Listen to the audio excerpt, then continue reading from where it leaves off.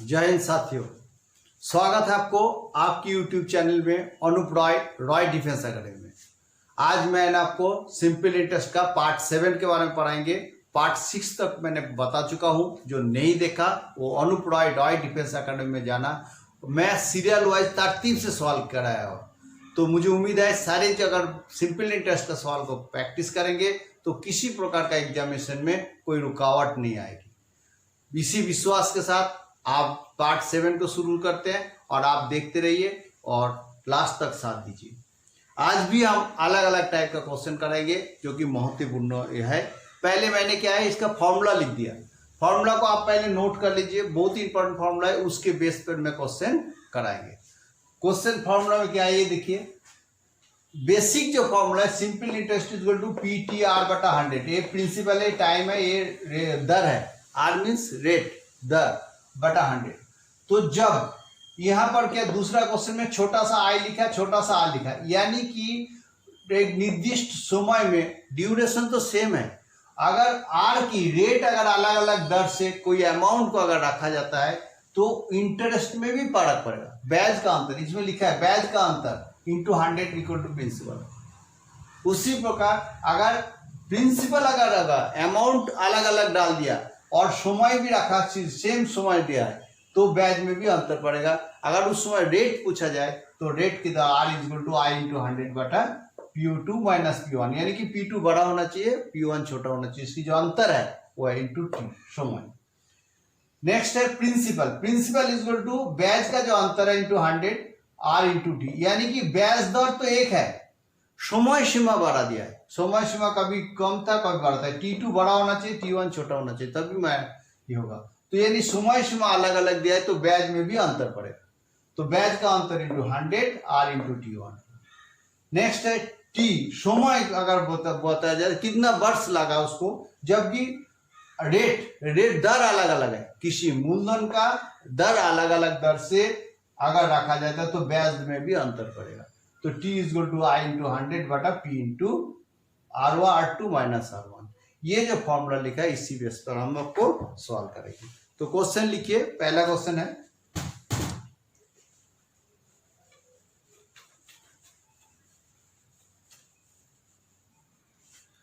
साधारण ब्याज 4% वृद्धि होने से, साधारण ब्याज 4% वृद्धि होने से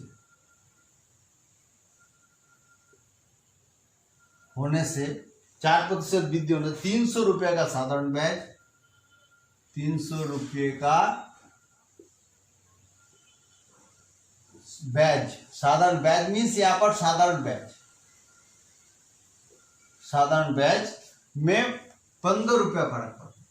ब्याज में 15 रुपये का बढ़ जाती है।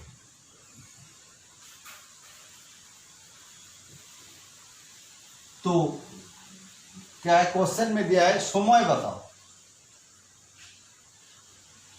समय बताओ,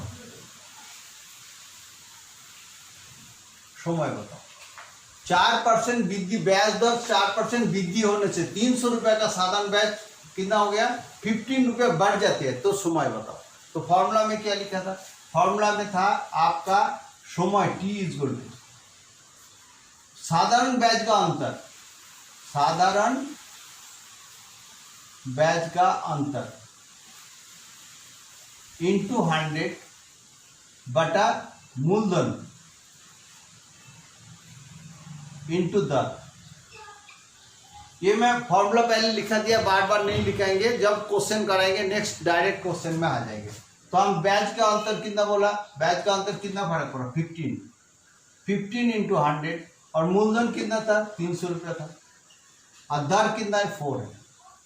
तो हम इसको करेंगे तो ये काट जाता है, 3 5 15 5, यानी कि 5/4, यानी कि 1.114 वर्ष। समय इज इक्वल टू समय बराबर इतना वर्ष, इतना वर्ष में रोज 15 रुपया फर्क पड़ेगा। क्लियर है? देखते हैं अगले क्वेश्चन को। अगला क्वेश्चन है, साधारण ब्याज में 2% वृद्धि होने से कितने रुपया का 4 वर्ष में 240 रुपया हो जाएगा? कितने रुपया का 240 रुपया? मैं दोबारा फिर दोहराता हूँ। सिंपल इंटरेस्ट इक्वल टू कितना था? P into T into R बटा 100। अभी हमें पूछा कितने रुपया, यानी कि प्रिंसिपल पूछा, कितने रुपया मूलधन पूछा। मूलधन पूछा तो हम सिंपली क्या करते हैं, इसको simple interest into R, simple interest into 100 बटा P into T into R,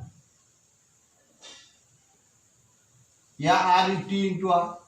यहां पर जो इंटरेस्ट है ये ब्याज दर का अंतर दिखाएगा, तो हम इसको क्या लिखेंगे? आई लिखेंगे, जो मैंने आपको फॉर्मूला में दिखाया। सेम देखो क्या बोला, इसको लिखेंगे हम मूलधन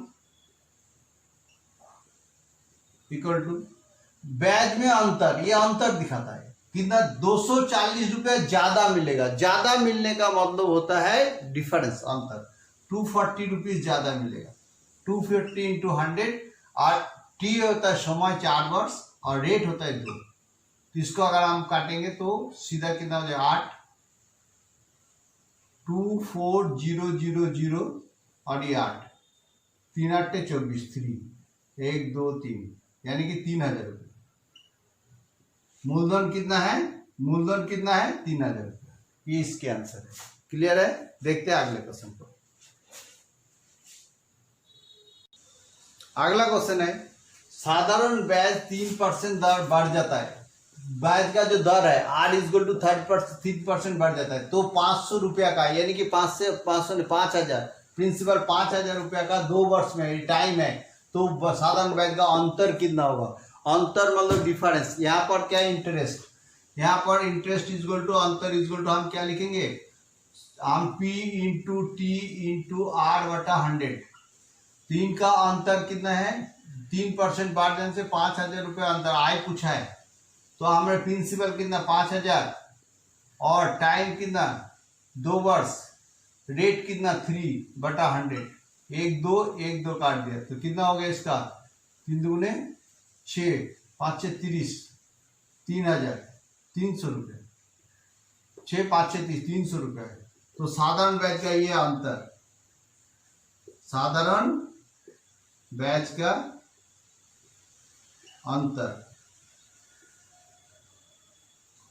अंतर ये है। क्लियर है? देखते हैं अगले क्वेश्चन को।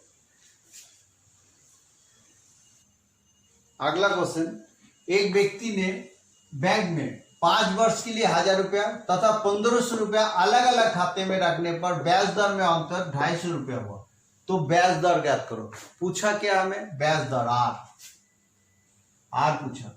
इसमें क्या बोला? इसमें सिर्फ प्रिंसिपल अलग अलग है, खालक है। एक प्रिंसिपल P2 माइनस P1, और रेट पूछा है SI। इसमें ब्याज का अंतर पूछा, अंतर कितना? 250 रुपया इंटू 100, और वास्तव कितना है? समय कितना? 5 वर्ष के लिए टी। तो अगर हम इसको लिखेंगे, रेट इज इक्वल टू क्या लिखेंगे? अंतर कितना हुआ? 250 रुपया। अंतर हुआ 250 रुपया इंटू 100, और पहला अमाउंट कितना? 1500 रुपया। बड़े वाला अमाउंट को पहले लिखेंगे, माइनस 1000 रुपया। अलग अलग अमाउंट, और टी कितना है? 5 वर्ष है। तो हम इसको लिख सकते हैं 250 इंटू 100 बटा ये भी 500 है इंटू 5। तो 1 2 काट दिया, 5 दूगुने 10, 2 हो गया, और ये 5 से ये 5 काट दिया, 5 5 25, यानी कि आर इज इक्वल टू 10%। इसकी आंसर क्लियर है? ध्यान में रखना इस बात को। जब प्रिंसिपल मूलधन में डिफरेंस हुआ, मूलधन में जब डिफरेंस होता है 1500 ये, तो इसमें ब्याज का भी अंतर है, इतना आ गया। तो ध्यान रखना P2 हमेशा यह प्रिंसिपल बड़ा होना चाहिए P1 से। क्लियर है? देखते हैं अगले क्वेश्चन को।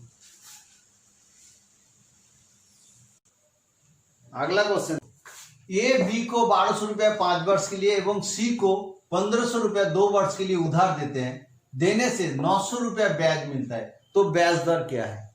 यहां पर एक चीज ध्यान रखना है, जब ब्याज दर समान हो तो मूलधन के दर निकालने के लिए, आर निकालने के लिए सिंपल इंटरेस्ट इंटू 100 बटा P1 T1 into P2 T2, P1 T plus P2T2, जिसके साथ होगा P2T2, यानी कि उसके साथ अगर और भी बैंक के साथ जुड़ा है, मतलब जितने मूलधन जितने समय के लिए गुना होगा प्लस जितना मूलधन उतना समय के लिए गुना होगा, लेकिन इंटरेस्ट जो है वो भी टोटल इंटरेस्ट वो देखा जाएगा।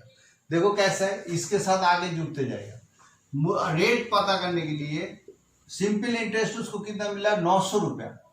कितना मिला, 900 रुपया। टोटल कुल इंटरेस्ट उसको 900 रुपया मिला।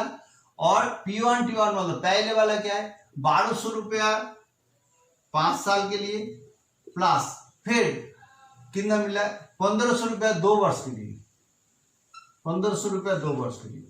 ये अगर तीसरे भी देगा इतना रुपया इतना वर्ष के लिए, जो होते होते जाएगा। ये है फॉर्मूला। तो इसको हम सॉल्व करेंगे। रेट माने दर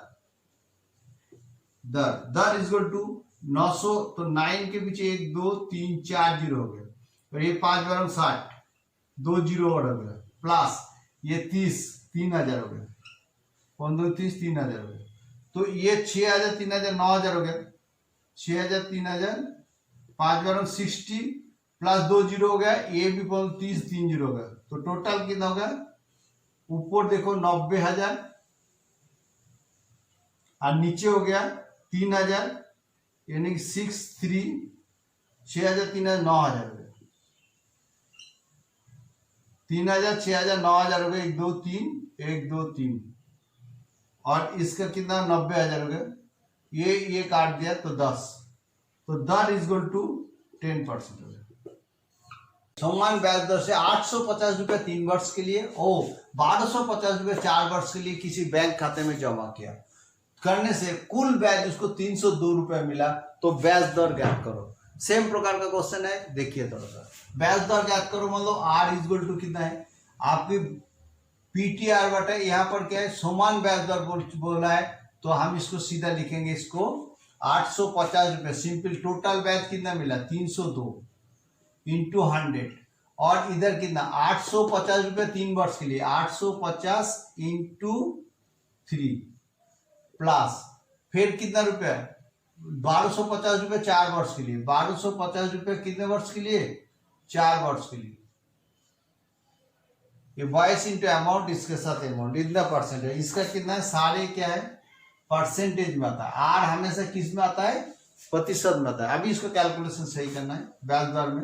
अभी देखो इसके साथ करेंगे तो इसको रहने दो 302 इंटू 100, और इसको गुना करने से 3 5 15 5 हाथे गया 3 8 24 25, ये जीरो हो जाएगा, 225 प्लस इसको होगा क्या 0, और 1250 ये 5000 हो जाएगा, 5000 हो जाएगा, क्योंकि 4 को 125 से गुना करने से 1000 इंटू ये हो जाए 4000।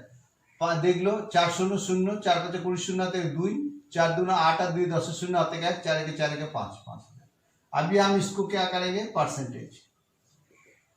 इसको करने से कितना होता है, अभी हम इसको जोड़ना पड़ेगा, 302 इंटू पूरा जीरो ही लगा दो, और इसके साथ हो जाता है 0 0 5 5 और ये 7, इसके साथ इसको काट देते हैं, और इसके साथ इसको काटने से 4 होता है, यानी कि 4%। तो दर इज इक्वल टू कितना है, 4% इसके आंसर। क्लियर है। मुझे उम्मीद है जितने भी मैंने क्वेश्चन कराया तो आपको अच्छा लगा होगा। अगर मेरा वीडियो अच्छा लगता है तो लाइक करना, शेयर करना। मैं अपनी तरफ से फुल एफर्ट्स दिया आपको समझाने के लिए। आपका काम है थोड़ा ध्यान से उसको देखिए। उम्मीद है आपको 100% समझ में आएगा। ठीक है, चलते हैं फिर मिलते हैं अगले वीडियो में।